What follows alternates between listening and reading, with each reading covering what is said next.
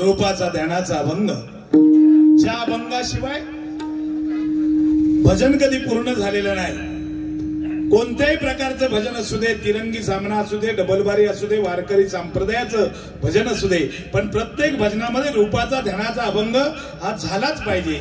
साधू संतांची परंपरा आहे. तर ज्या पांडुरंगाला 28 युग उभं करण्याची ताकद या नामस्मरणामध्ये आहे. भजन अर्थ त्याचा असा आहे, भ म्हणजे भजावा, ज म्हणजे जपावा आणि न म्हणजे नमावा. भ म्हणजे भक्ती रसातून, ज म्हणजे जनमानसासमोर, न म्हणजे नतमस्तक होणे, त्याचं नाव भजन आहे. भजन हे व्यसन मुक्तीचं साधन आहे. भजन खरोखरच दुःख विसरायला लावणारे हे भजन आहे. आणि म्हणून रूपाचा ध्यानाचा अभंग झालाच झाला पाहिजे. आणि म्हणून या ठिकाणी रूपाचा अभंग घेतो. पहिली सुरुवात 25 मिनिटाची आहे, त्याच्यामुळे वेळ दवडता कामा नये. गजरामध्ये आपण बोलणार आहोत, त्याच्यानंतर दोन्ही बुवा 100% बोलतील.